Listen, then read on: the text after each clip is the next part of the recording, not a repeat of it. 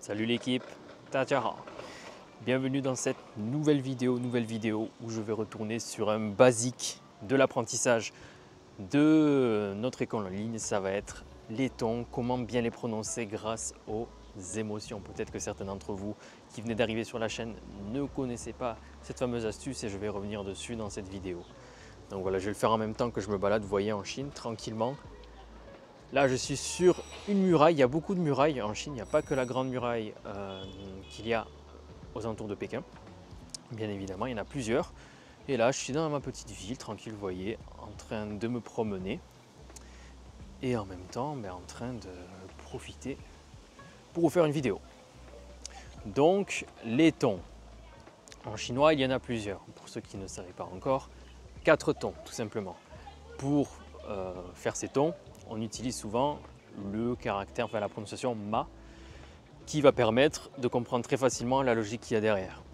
Donc, vous avez le premier ton, ma, ton qui est élevé, vous voyez. Le deuxième ton, vous allez avoir ma, ton qui monte.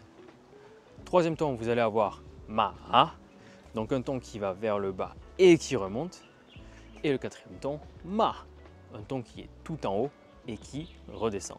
Non, parce que là je suis en train de marcher, je ne sais même pas où je vais quoi. Ça m'a l'air condamné là. Ça peut vous paraître compliqué. Dites-vous que dans chaque prononciation de syllabes chinoises, il va y avoir un ton à utiliser. Et des fois ces tons ils s'enchaînent. Et ça c'est pas facile. C'est pas facile et pour rendre ça plus facile, c'est bien d'avoir une bonne base, comment bien prononcer séparément chacun de ces tons. Donc là, peut-être que vous vous dites que en fait, ça va être impossible à faire, que en français on n'a pas ces histoires de tons en fait, ça va être beaucoup plus compliqué qu'en français. Mais écoutez, je vais vous dire un truc, c'est qu'en français, sans que vous le voyiez peut-être forcément, sans que vous l'entendiez forcément, on utilise également les tons pour parler. Et ça, donc avec une méthode que j'enseigne aux francophones, on va se servir de ce qu'on sait faire déjà en français pour l'appliquer au chinois. Et ça fait un raccourci qui fait qu'on n'est pas obligé forcément de tout apprendre depuis zéro quand on apprend une nouvelle langue.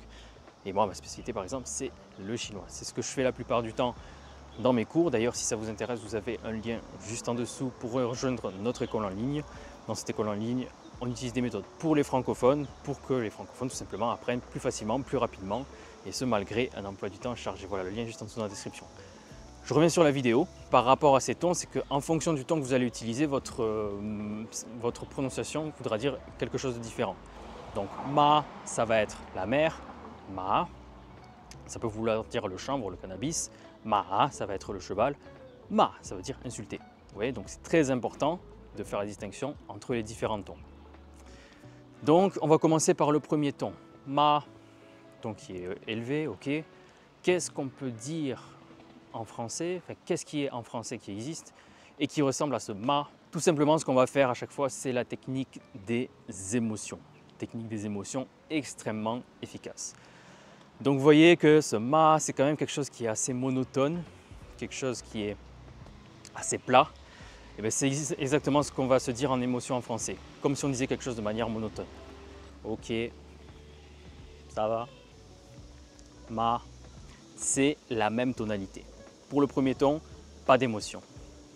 Pour le deuxième ton, c'est quelque chose qui va monter comme ça. Ma. Donc là, qu'est-ce qu'on peut se dire? Ma. Ça ressemble à l'étonnement en fait en français. L'étonnement, donc on va pouvoir dire ça. C'est vrai? Sérieux? Vraiment? Ma. Vous voyez, on a trouvé une deuxième astuce pour bien prononcer ces tons. Deuxième ton, ça va être tout ce qui est l'étonnement. Ma, parfait. Troisième ton, celui-là, assez compliqué. Il part du bas, il remonte. D'ailleurs, ce troisième ton, dites-vous qu'il n'est pas aussi compliqué dans la réalité. La plupart du temps, il y a des règles pour qu'on ne soit pas obligé de dire le ma, mais tout simplement, en chinois, on pourra faire ma et pas remonter. Ce sera beaucoup plus simple. Bref, par rapport à ce troisième ton, on va avoir une autre émotion, l'émotion de l'hésitation. Comment vous feriez si vous aviez une hésitation en disant quelque chose en chinois? En disant quelque chose, tout simplement. Ok. Ok. D'accord. Ma. Vous voyez, là, on a trouvé encore une astuce efficace par rapport à ça. Le troisième ton, c'est aussi plié. Le troisième ton, ça va être l'hésitation. Et ensuite, on va avoir le quatrième ton tout simplement, qui va du haut et qui redescend. Est-ce que ça vous dit quelque chose par rapport à une émotion? Ici, ça va être plus autoritaire. En français, quand on dit quelque chose d'autoritaire, on va monter, on va partir du haut et on va redescendre. Non. Arrête. Ma. On part du haut et on descend vers le bas. Autre astuce très efficace pour bien prononcer le ton en chinois. Donc voilà, simple, efficace. Vous pouvez vous entraîner avec plein de syllabes différentes en chinois. Vous pouvez le faire aussi voilà, de diverses manières. Très important aussi de vous écouter quand vous parlez, donc enregistrer par exemple, avec une vidéo, avec ce que vous voulez. Très très important d'avoir la bonne base. J'insiste sur ça aussi. Bien prononcer, pour moi, c'est la base pour bien parler chinois. Tout simplement, par définition, je le dis souvent, une langue, c'est cette partie du corps. Cette partie du corps, et ça permet tout simplement de parler. Tu peux savoir 10 000 caractères, si tu ne sais pas dire un mot, ça ne sert à rien. Donc très important de mettre un focus sur l'oral, plus particulièrement sur les tons. C'est vraiment la base de la base de la base, pour ensuite moins galérer à prononcer des phrases entières où les tons s'enchaînent. Très important. On part de la racine, on part du squelette, et petit à petit, on trouve des astuces pour chacune des sous-parties ensuite. Il va y avoir des astuces pour mieux prononcer, des astuces pour mieux enchaîner les phrases, des astuces pour mieux apprendre les caractères, des astuces pour tout. Mais la base de la base, c'est de bien savoir les tons. Je peux vous le dire d'expérience, bien prononcer dès le début, c'est quelque chose qui est primordial. C'est l'une des premières choses sur lesquelles vous devez faire votre focus. Parce que le ton en chinois, ça va vraiment définir la beauté avec laquelle vous parlez. Et je pense que n'importe qui veut avoir une belle manière de parler.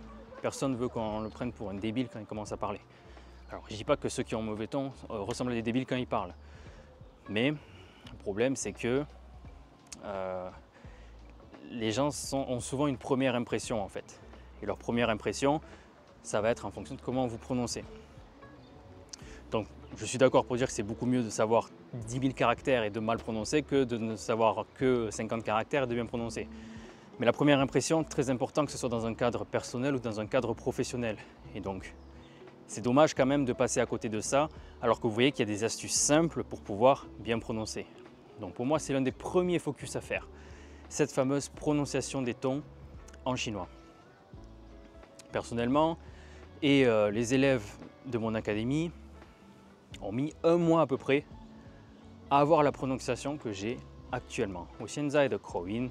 Et c'est l'un de mes points forts depuis le début en chinois. Pourquoi? Parce que j'ai eu cette logique quand j'ai commencé à apprendre de me dire prononcer, c'est plus important.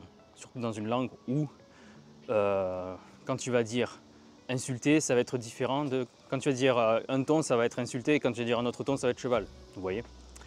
所以这个窍门很重要，很重要。Très important d'avoir cette petite astuce. Voilà. Donc, vous voyez, en même temps, je vous montre la ville où j'habite, Ningzhou. Donc il y a une partie nature comme ça. J'habite pas ici exactement. Là où j'habite, c'est plutôt des gros buildings comme là-bas, vous voyez, parce que bon, c'est là où je vais travailler. Mais sinon, il y a quand même des coins très jolis comme ça, des petits parcs, des endroits très sympathiques à voir. Et puis voilà, hein. En Chine, après, vous avez énormément de trucs à voir. Vous avez énormément de tous les endroits qui sont connus de base dans les grandes villes ou alors dans les endroits que vous voyez sur Internet. Mais même dans des plus petites villes où il n'y a pas forcément des endroits classés au patrimoine mondial de l'UNESCO, vous avez des petites activités sympathiques et pourquoi pas y passer.